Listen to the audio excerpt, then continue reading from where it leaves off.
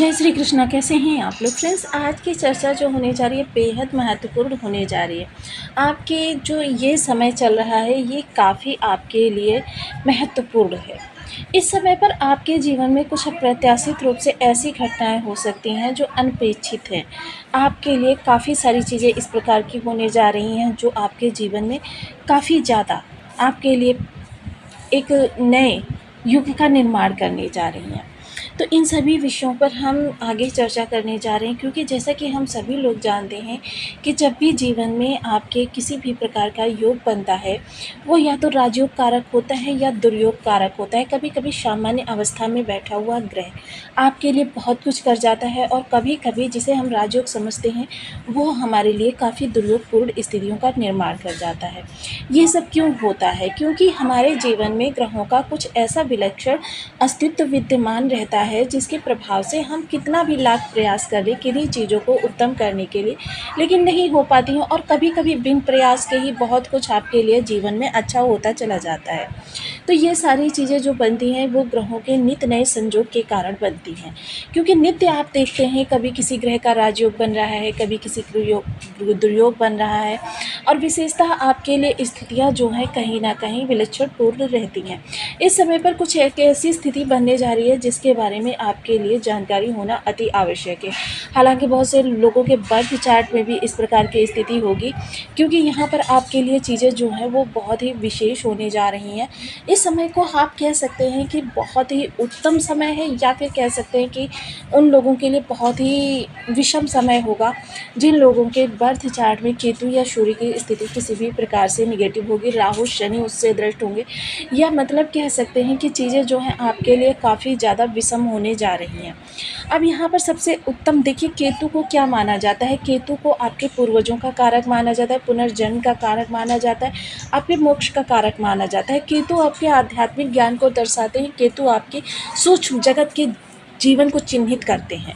अब यहाँ पर इस समय पर अष्टम भाव में बैठे हुए हैं, जिसकी वजह से चीज़ें आपके लिए काफ़ी अच्छी भी होती हुई दिखाई देंगी, थोड़ी सी आपके लिए निगेटिव भी होती हुई दिखाई देंगी। निगेटिव होना क्योंकि यह जो सूर्य और केतु, देखिए सूत्र बताती हूँ मैं आपको कि जब भी केतु शनि या राहु का संबंध सूर्य से किसी भी भाव में हो जाए तो ये पितृदोष का निर्माण करता है।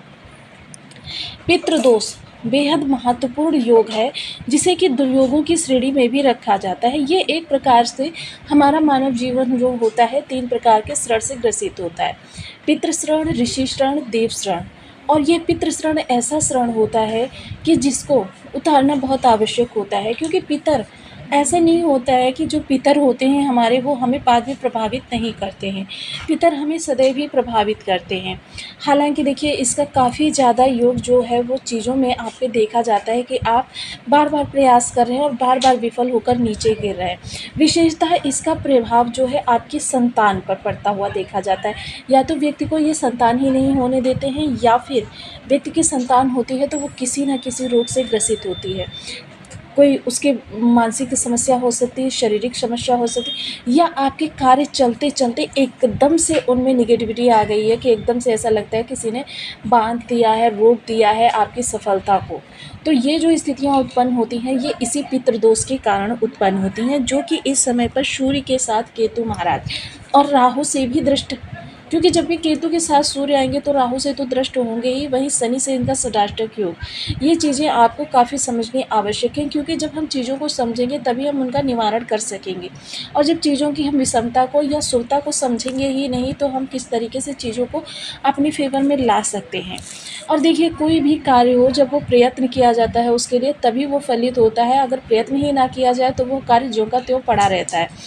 उसी प्रकार ये पितृदोष होता है जो आगामी 1 माह आपको प्रभावित करने जा रहा है, क्योंकि केतु तो यहाँ पर रहने ही वाले हैं लंबे समय तक। सूर्य भी 17 सितंबर तक आपके इस भाव में रहने वाले हैं, जिसकी वजह से ये पितृदोष भी, जो कि आपके पितरों का श्रण इस समय पर आपको उतारना है। देखिए उतारने की विधि जो है वो मैं एंड में आपको बताऊँगी किस तरीके से आप पितरों के शरण को से मुक्त हो सकते हैं और ये इस पितृ दोष का आप पर कभी प्रभाव ना पड़े, जिसका भी उपाय मैं यहाँ पर बताऊँगी। देखिए ये बहुत ज़्यादा बड़ा योग है जिसके कि प्रभाव बड़े-बड़े होते हैं, लेकिन बहुत आसान तरीके से इसको हम शांत कर सकते हैं। तो चलिए वीडियो को प्रारंभ करते हैं। तो बने रहिए हमारे साथ इस वीडियो में एंड तक, आपके लिए बहुत कुछ जानने के लिए मिलेगा। वीडियो बहुत ज्ञानवर्धक होने वाला है। यदि आपके लग्न में 10 नंबर बना हुआ है तो ये राशिफल आपके लिए है। यदि कुंडली में कहीं भी चंद्रमा के साथ 10 नंबर बना हुआ है तो ये राशिफल आपके लिए है। कुंडली ना होने की स्थिति में आप इसे नाम राशि से भी दे सकते हैं। यदि अभी तक आपने अपने इस चैनल को सब्सक्राइब नहीं किया है तो प्लीज़ सब्सक्राइब कर लीजिए, वीडियो को लाइक कर दीजिए, चैनल को शेयर कर दीजिए। इससे होगा क्या कि हमारे आने वाले हर वीडियो की नोटिफिकेशन मिल सकेगी आपको सबसे पहले। एक प्यारा सा कमेंट करना बिल्कुल ना भूलें। कमेंट से हमें बहुत मोटिवेशन मिलता है, हौसला मिलता है और ये पता चलता है कि आप और क्या जानना चाहते हैं। तो देखिए केतु महाराज जो हमारे पूर्व जन्म के कर्मास को दर्शाते हैं, आपके आध्यात्मिक सूक्ष्म जगत को दर्शाते हैं और आपकी आध्यात्मिक उन्नति को भी दिखाते हैं। इस समय अष्टम भाव में बैठे हुए हैं जहाँ से आपकी गुप्त साधनाएं या आपकी आंतरिक साधनाएं जो आप अंदर के जगत में, क्योंकि देखिए जिस तरीके से बाह्य हमारे संसार विद्यमान है उसी तरीके से हमारे आंतरिक भी एक संसार विद्यमान है, जो संसार इस संसार से कहीं बहुत ज़्यादा बड़ा है। उस संसार को प्रदर्शित करते हैं केतु महाराज। सूर्य जो पिता के कारक है, इनका इनसे संबंध बनना आपके लिए थोड़ा सा, देखिए ये आपके लिए अगर राजयोग कहें तो राजयोग भी बहुत बड़ा है, अगर दुर्योग कहें तो दुर्योग भी बहुत बड़ा है। क्योंकि अगर ये दोनों ग्रहों को हम शुभ कर लें, हालांकि देखिए इन दोनों ग्रहों की जब युति बनती है तो उपाय हमें दूसरे करने पड़ते हैं। हमारे वो उपाय जो अलग अलग स्थितियों में हम करते हैं वो हमें नहीं करने होते हैं। इसके अलावा बहुत आसान से उपाय होते हैं, वो करने पड़ते हैं। अगर इन ग्रहों को हम शुभ कर लें तो हमारी जो जीवन में सफलता है उनका परसेंटेज बढ़ जाता है।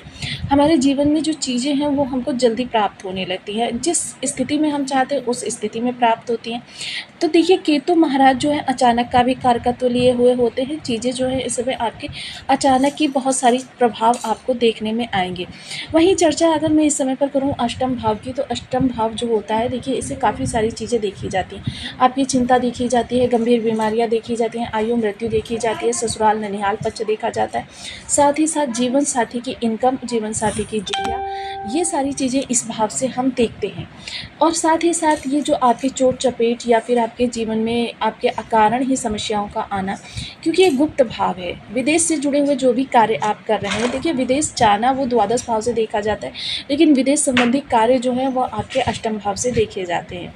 ये अष्टम भाव आपका बेहद महत्वपूर्ण हो जाता है जब यहाँ पर केतु विराजमान होते हैं, क्योंकि गुप्त साधनाएं, गुप्त सिद्धि, तंत्र मंत्र, ज्योतिष, अकल्ट विज्ञान, ये सभी चीज़ें इसी भाव से संबंधित होती हैं। जब आपका ये भाव प्रबल हो जाता है, ऐसी स्थिति में व्यक्ति जो होता है आध्यात्म की ओर ज़्यादा रुझान लेने लगता है, उसका अध्यात्म में मन भी बहुत ज़्यादा लगता है। अब यहाँ पर जो कि आप पितृ श्राद्ध से ग्रस्त हैं, तो इस समय पर आपकी आध्यात्मिक उन्नति इसका सबसे बड़ा तोड़ हो सकती है। जो लोग नित्य नई साधना करते रहते हैं या नित्य साधना को कुछ समय देते हैं, उनके लिए बहुत अच्छा है, क्योंकि ध्यान एक ऐसी प्रक्रिया है जिसके द्वारा हम असाध्य रोगों को भी समन कर सकते हैं और हम किसी ऐसे व्यक्ति से भी मिल सकते हैं जिस व्यक्ति का इस संसार में किसी भी प्रकार का कोई योगदान नहीं है, यानी कि वो इस संसार से जा चुका है।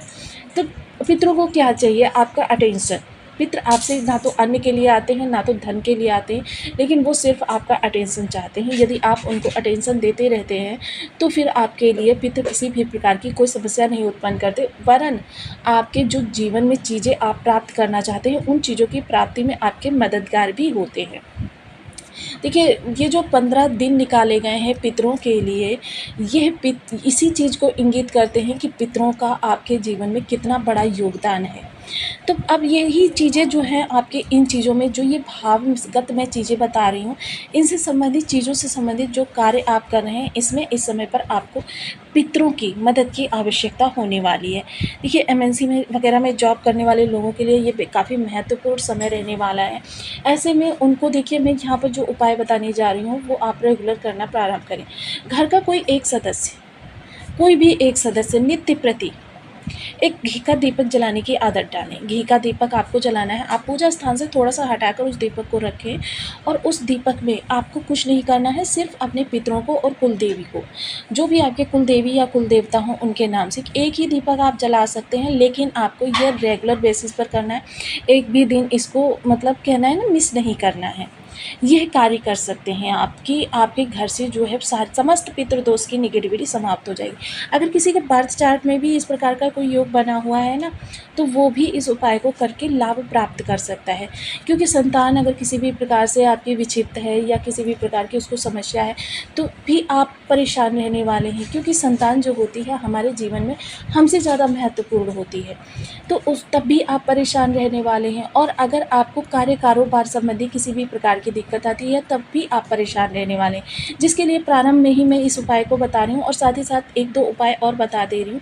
आपको जो रुचिकर लगे वो आप कर सकते हैं।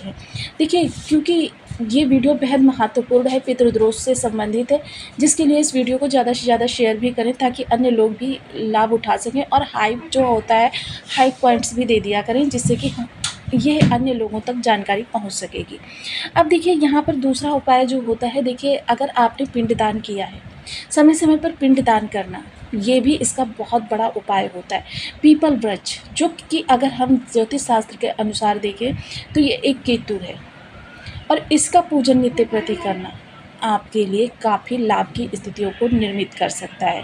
एक पीपल का वृक्ष लगाकर उसकी सेवा करना, सेवा करके उसको बड़ा करना, और बड़ा करके, क्योंकि देखिए समाज के लिए जब हम कुछ करते हैं और जब हम पीपल वृक्ष लगा रहे हैं और उसकी वायु, उसकी छाया समाज को प्राप्त होगी, जिससे हमारे अगर किसी परिवार के किसी सदस्य के भी बर्थ चार्ट में ये योग होगा, वो भी समाप्त हो जाएगा। तो देखिए, पीपल के वृक्ष पर नित्य प्रति जल चढ़ाना, आप तो दूसरे के लगाए हुए पीपल के वृक्ष पर जल चढ़ा रहे हैं, आप ये जो पीपल का वृक्ष लगाएं, ये थोड़ा सा अपने घर से हटकर लगाएं, क्योंकि रिहायशी इलाकों में पीपल वृक्ष होना शुभ नहीं माना जाता, क्योंकि उसकी हम पूजा करते हैं। उसके द्वारा जो ऑक्सीजन बहुत ज़्यादा उत्पन्न होती है, और बहुत ज़्यादा ऑक्सीजन जो होती है वो आपके मनोभावों को बहुत ज़्यादा सात्विक बना देती है, जो भौतिक जगत के लिए बहुत अच्छा नहीं होता है। इसीलिए रिहायशी इलाकों से सदैव ही दूर मंदिर बनाने का प्रचलन था, क्योंकि मंदिर होगा तो वहाँ पीपल ज़रूर होगा। देखिए, ये जानकारियाँ जो हैं बहुत गूढ़ होती हैं और मैं आपके लिए लेकर आती रहती हूँ, तो प्लीज़ वीडियो को ज़्यादा से ज़्यादा शेयर करें ताकि सभी को इसका लाभ मिल सके, क्योंकि ये अभी प्रारंभिक समय है और आपको 1 माह तक प्रभावित करने वाला है। इसलिए अगर